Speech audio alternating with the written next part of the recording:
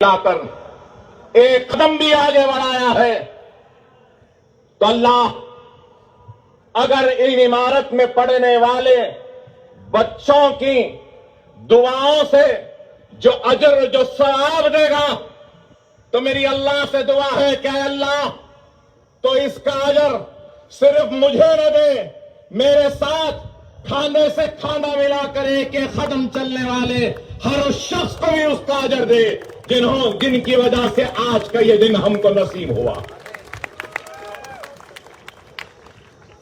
जो लोग अल्लाह को प्यारे हो गए मैं उनको भी याद करता हूं और उनको भी याद करता हूं जो लोग किसी वजह से हमसे दूर हो गए।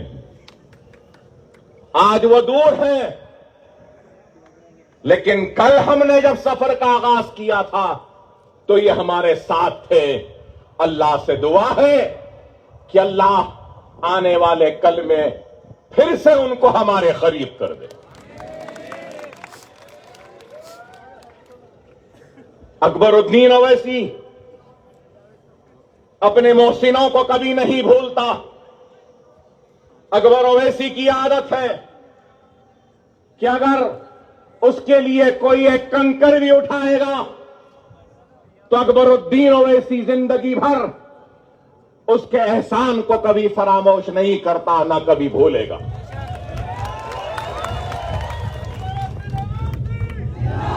अगर आज मैं उन सारे लोगों को याद करता हूं तो मैं आज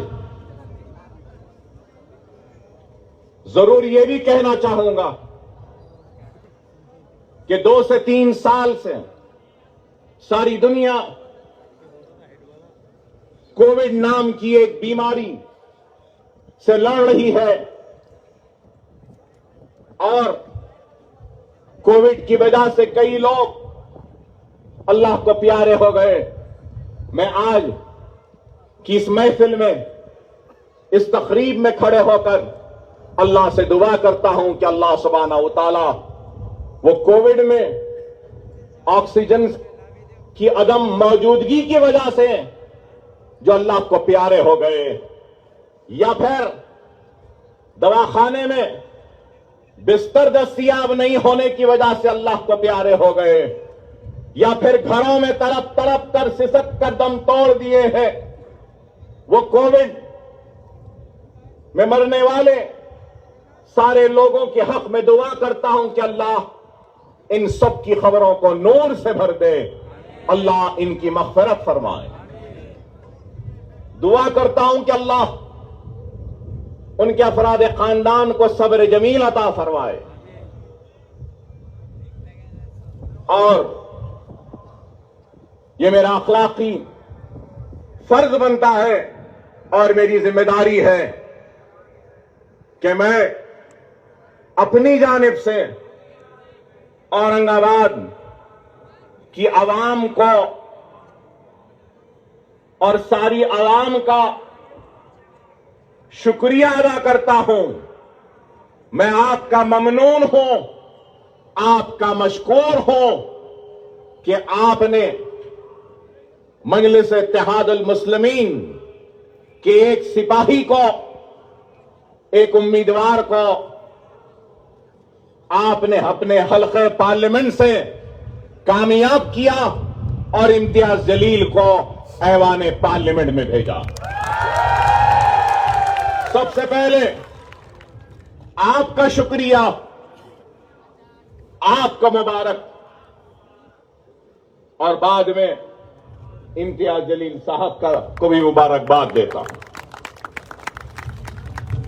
बहुत दिन बाद आया, इसलिए जरूरी था इन बातों को कहना और यह बात आपके सामने जरूर रखना चाहता हूं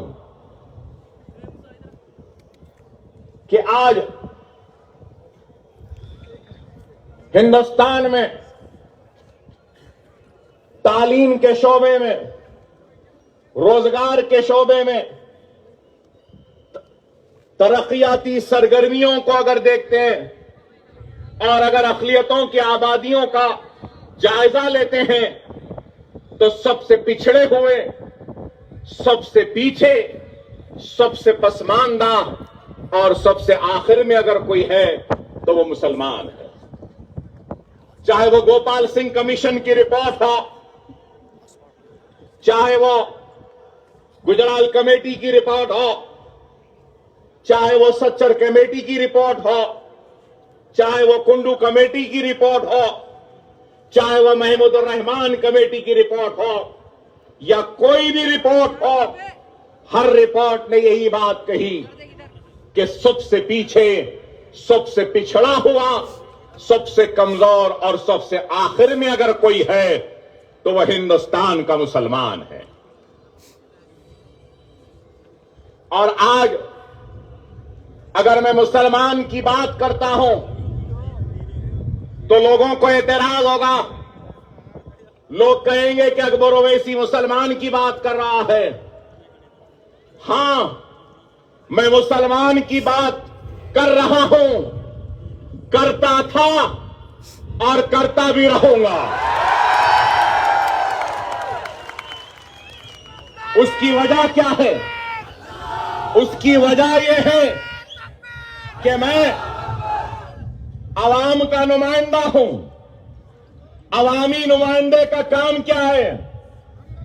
एक एमएलए की हैसियत से उसका काम क्या है?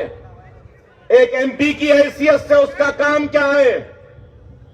क्या मैं ताकतवर का हाथ पकड़ूं या कमजोर का हाथ पकड़ूं? जो पीछे है उसको आगे लाऊं या आगे वाले का हाथ पकड़ूं? जो कमजोर है उसको ताकत दूं या ताकत वाले को और ताकत दूं? आप गौर करो, अवामी नुमाइंदे की हैसियत से दस्तूर पे हमने हल्फ लिया। हमारी जिम्मेदारी है कि जो पिछड़ा है, जो कमजोर है, जो आखिर है, उसको हम आगे बढ़ाएं, उसको ताकत दें और उसको आगे